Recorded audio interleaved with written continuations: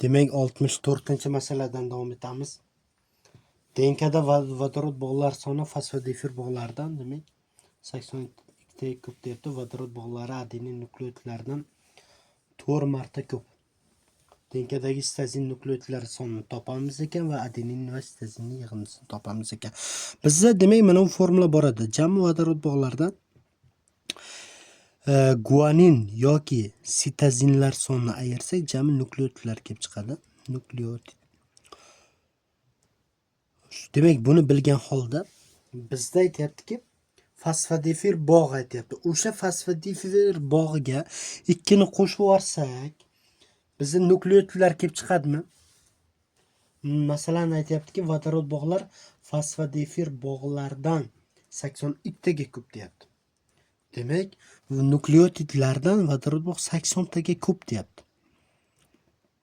Nukleotidlar nechta bo'lsa. Demak, bundan buni ayirsak 80 mana ularga qoladimi? Guanin va sitozinlar 80 tadan. Bu plus, bu ko'proq bunga nisbatan. Guanin va sitozinlar 80 tadan. Kichkina a ni javobi chiqdi o'zi. D javobda ham shunaqa lekin. Ana endi qarang.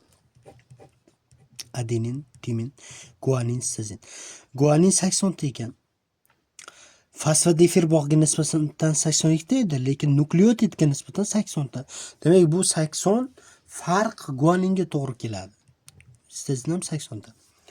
Adeninni bilmaymiz, X, timinni ham bilmaymiz, X holatda turibdi. Va bizda aytayaptiki, vodorod bog'lar adenindan 4 marta ko'p. Vodorod bog'ini qanday hisoblaymiz?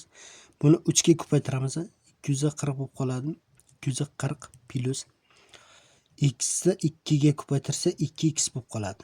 Mana shuni adenin soniga bo'lib yuborsak, ya'ni x ga 4 kelib chiqishi kerak. Chunki 4 marta ko'p deyapti-yu. Jami vodorod bog' adeninlar sonidan 4 marta ko'p. Mana tinglama. Buni tagida 1 bor degani proporsiya bu. Buni 4 ga ko'paytirsak 4x teng 240 plus 2x. Ayirsak 2x teng 240. X'imiz teng 120. Demak, x'imiz 120 ekan. Adenin bilan guanin yig'indisi yoki adenin bilan sitozin yig'indisi 200 bo'lib qoladi. Bu javobimiz B javobda turibdi ekan. B javobda turibdi ekan.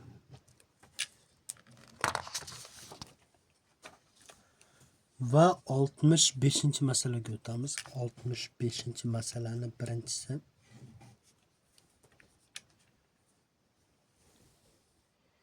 DNKda vodorod bog'larining fosfodifir bog'laridan farqi 150 ta, yig'indisi 1548 ta.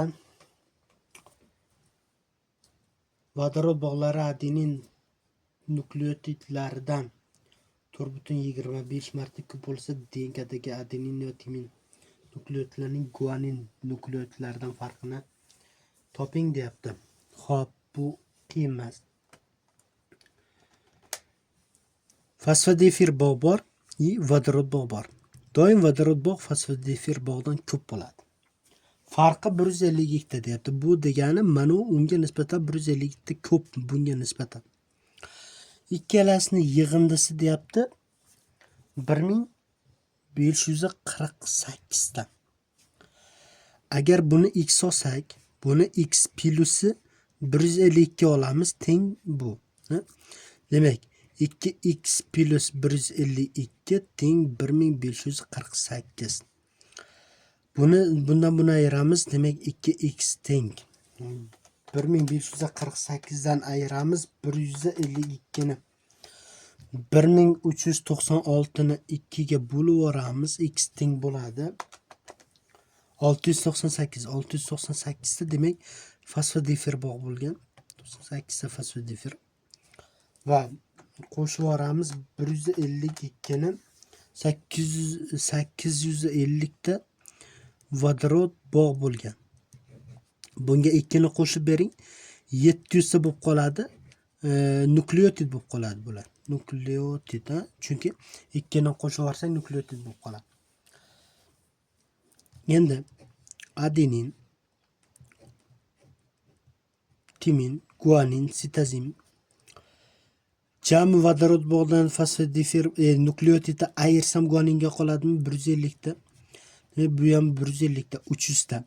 Bizda jami 700 edi. Demak bular 200 tadan. To'g'rimi? 400 ta qoladi, ikkalasiga 200 tadan. 3 ta 2 ta vodorod. Endi bizdan nima so'rayapti? Adenin va timinni yig'indisi guanindan necha farq qiladi? 400 ta 150 ni ayirsak, adenin va timin 400 ta 150 ni ayirsak 250 taga farq qiladi degan javobimiz B javobda turibdi. Demak bizga adenin